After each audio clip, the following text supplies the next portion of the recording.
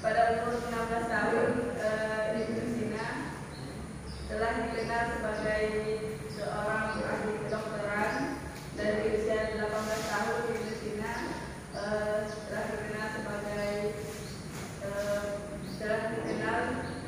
dalam mendalami ilmu filsafat. Ibu Sina wafat pada tahun 1307 Hijriah.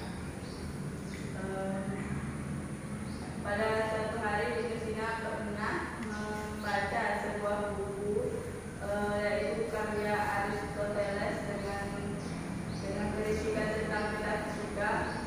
Ibu Sina hanya membacanya tapi tidak memahaminya, karena diketahui Ibu Sina telah membaca 40 kali, namun susah untuk memahami dari isi karya tersebut. Namun pada suatu hari datanglah seorang pedagang yang menawarkan sebuah buku bekas dengan harga murah, dan akhirnya Ibu Sina membeli buku tersebut setelah beberapa kali penolakan. Namun betapa gembiranya Ibu Sina setelah melihat buku tersebut. Ternyata buku tersebut merupakan karya dari Al-Farabi. Jadi setelah membaca karya buku karya Al-Farabi tersebut, akhirnya Ibu Sina berhasil memahami karya dari Aristoteles yang sebelumnya telah dihafal. Dari hal tersebut, dia berhasil menemukan tujuan dari metafisika dari karya Aristoteles. Ibu Sina berhasil dikenal dunia dengan ahli kedokterannya setelah berhasil menyembuhkan salah satu jantung koron, dan dengan tersebut dia dihadiahi sebuah perpustakaan yang berisi banyak buku-buku. Namun pada suatu hari perpustakaan tersebut terbakar dan Ibu Sina diduga sebagai pelakunya, dan dari hal tersebut Ibu Sina dipenjara. Kemudian dengan kegigihannya dalam bekerja dalam ilmu, Ibu Sina berhasil menjadi seorang pemikir filsafat. Di dalam dunia barat, Ibu Sina dikenal dengan sebutan Avicenna. Hal tersebut dikarenakan lebih ke penyebutan atau logatnya. Ibu Sina juga jadi Avicenna. Ibu Sina memiliki banyak karya, kurang lebih 200 lebih. Namun yang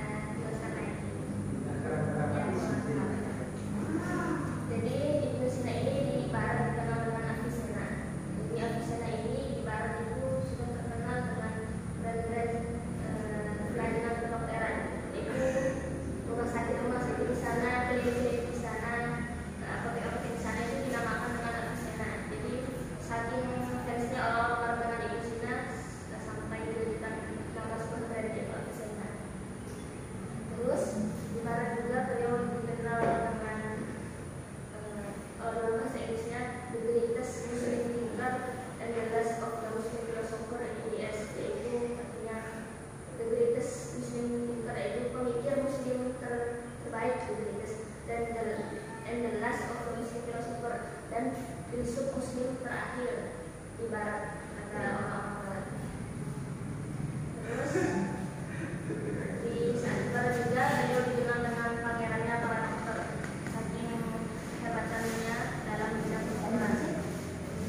Tadi sudah disebutkan bahwa nama ayahnya itu Abdullah. Jadi Abdullah ini adalah seorang pejabat atau sekarang bisa dikatakan sebagai seorang gubernur.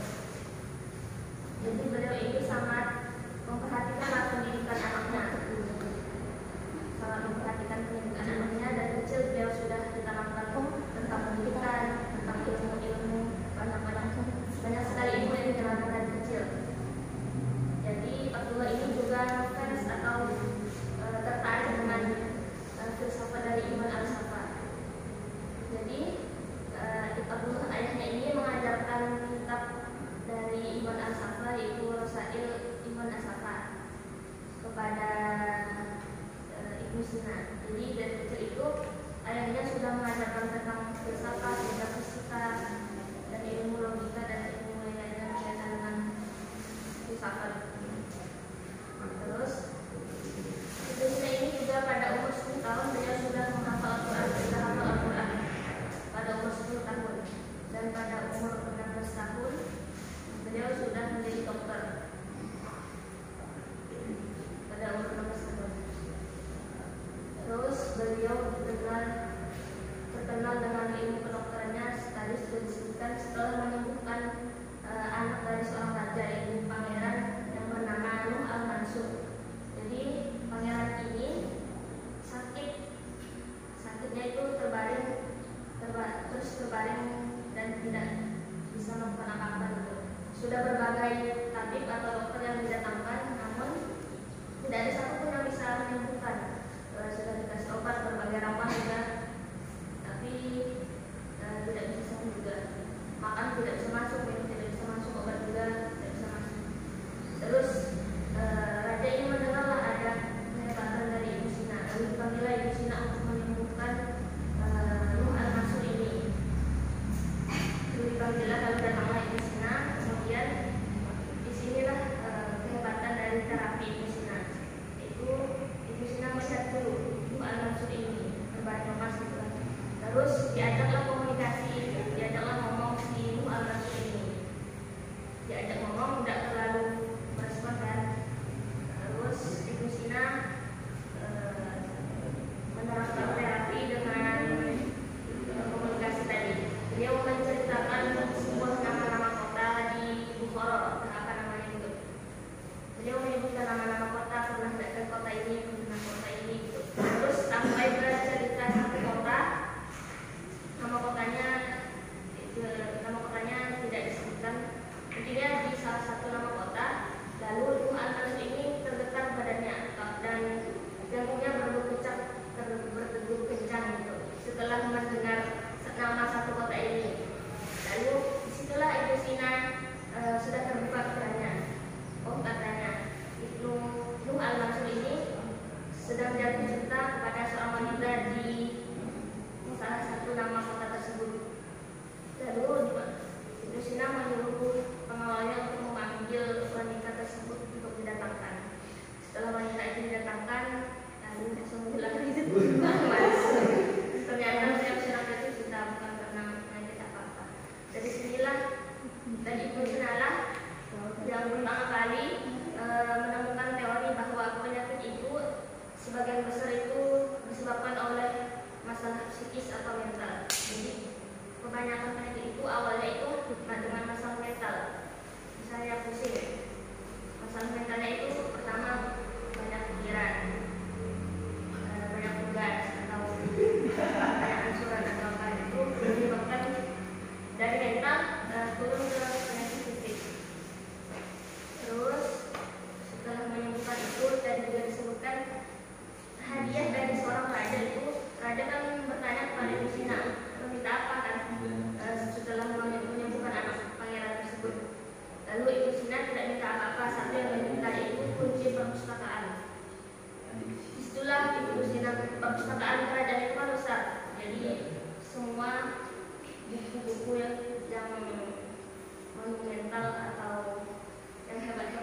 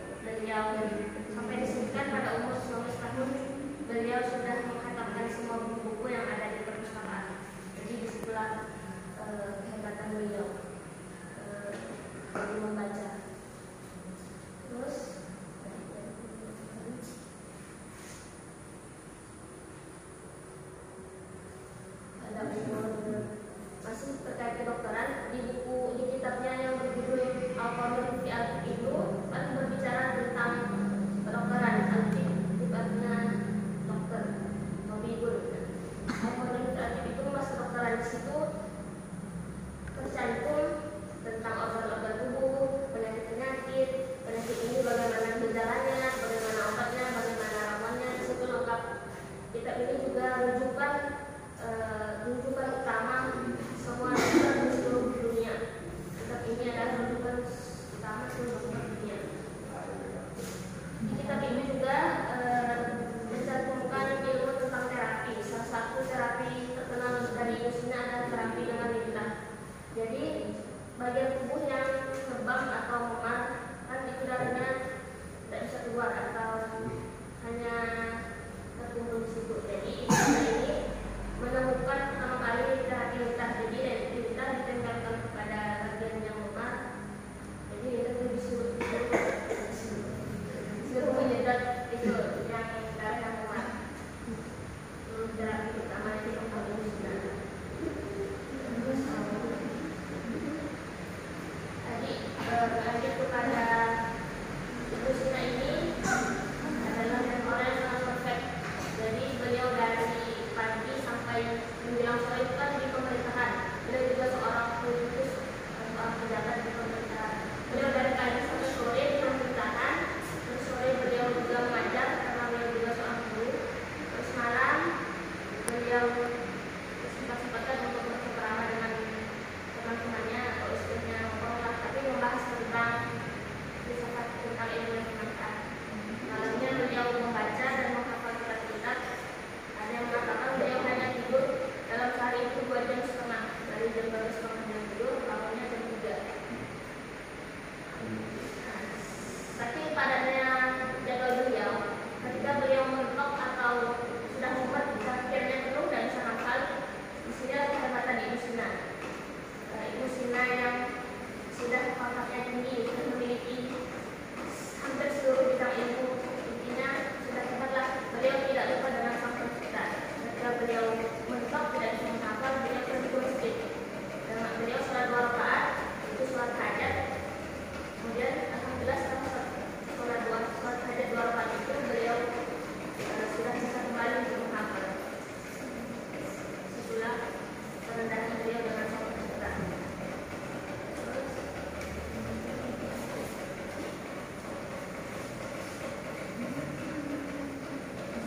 Masuk pada pemikiran.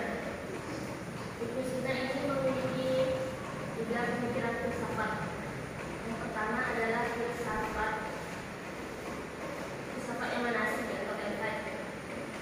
Beliau menintesiskan pendapat Aristoteles tentang Islam, yaitu bahwa alam semesta ini tercipta bukan dari suatu ketidakadaan, tetapi alam ini tercipta dari pancaran wujud Tuhan, seperti melimpahnya cahaya dari matahari, seperti melimpahnya panas dari api. Jadi emanasi itu teori yang berarti melimpah. Alam semesta ini melimpah. Kalau dalam neoplatonisme itu teorinya dari hanya satu yang melimpah. Itu juga beliau terilhami oleh pendapat Aristoteles dan Plato.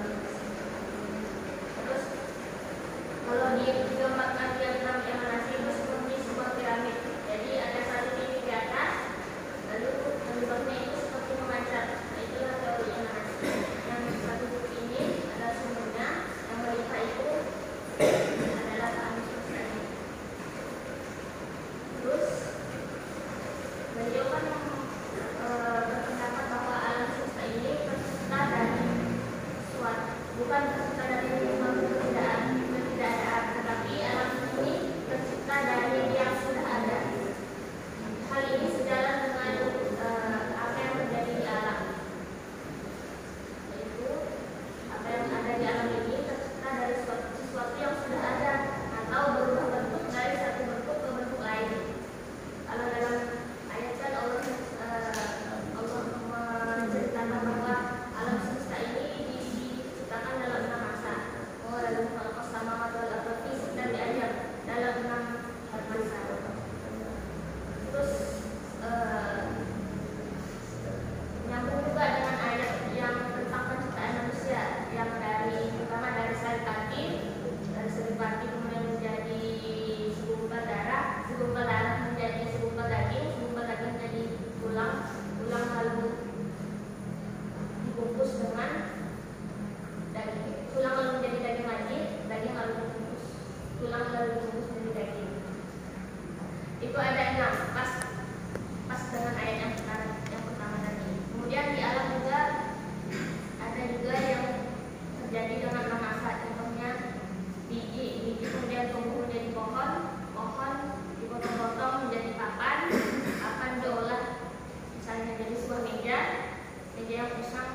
kemudian dibakar menjadi abu kemudian menjadi tanah. Itu ada enam fase.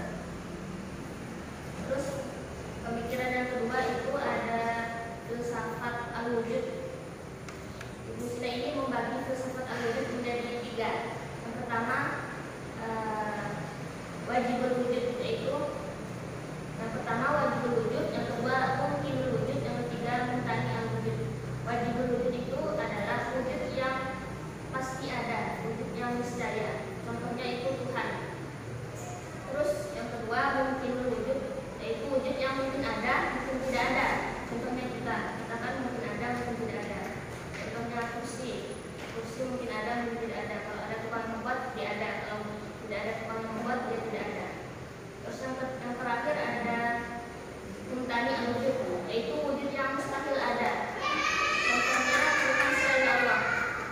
Jadi Tuhan selain Allah itu mumtani al-wujud atau yang mustahil. Kalau Tuhan ini ada dua, misalkan, maka tidak bisa, dia akan terjadi kerusakan. Contohnya kalau supir kan cuma satu kan. Kalau supir ada dua, misalnya di depan dan di belakang, maka akan tidak bisa, dia rusak. Satu kiri, yang kanan. Jadi disitulah Tuhan selain Allah itu termasuk mumtani al-wujud. Terus yang terakhir filsafat an-nafs atau filsafat tentang jiwa. Menurut Ibnu Sina ini, jiwa kan termasuk sesuatu yang gaib. Sesuatu yang gaib ini tidak bisa kita prediksi kebenarannya kecuali dengan Al-Quran dan Sunnah. Selain itu hanya prediksi belaka atau belum tentu kebenarannya terpastikan. Jadi menurut Ibnu Sina, jiwa ini terpisah dengan tubuh. Jiwa ini tidak akan mati meskipun tubuh binasa. Jadi jiwa ini adalah esensi, tubuh ini adalah eksistensi. Contohnya buku itu kertasnya atau bukunya itu eksistensi, tapi isi dalam bukunya itu esensi. Gambaran jiwa dengan tubuh. Terus Ibnu Sina membagi filsafat an-nafs ini menjadi 3 tingkatan. Yang pertama tingkatan jiwa nabatiyah atau jiwa tumbuhan. Jiwa tumbuhan itu bertumbuh dan bereproduksi. Manusia juga bisa tumbuh dan bereproduksi. Yang kedua jiwa hewannya, yaitu jiwa kehewan-hewanan. Itu hewan itu bergerak, memiliki alat indera dan memiliki daya tangkap. Hewan itu bergerak seperti manusia juga bergerak, memiliki alat indera. Manusia juga memiliki alat indera, memiliki daya tangkap. Daya tangkap hewan itu contohnya misalnya ada kelinci yang menangkap suara dengan alat inderanya yaitu telinga, menangkap suara segala. Nah, otomatis kelinci ini akan memiliki daya tangkap untuk bersembunyi dari alat inderanya, kemudian mengalir kepada daya tangkap mendengar suara segala lalu mencari tempat untuk bersembunyi. Itu jiwa hewannya. Yang terakhir jiwa insannya, yaitu jiwa manusia. Jiwa manusia itu meliputi akal. Akal mendorong kita untuk berpikir, menganalisis, kemudian memiliki ilmu pengetahuan, kemudian tingkat yang paling tinggi itu akal mendorong kita untuk beretika atau berakhlak. Dan itu demikianlah pemikiran filsafat dari Ibnu Sina.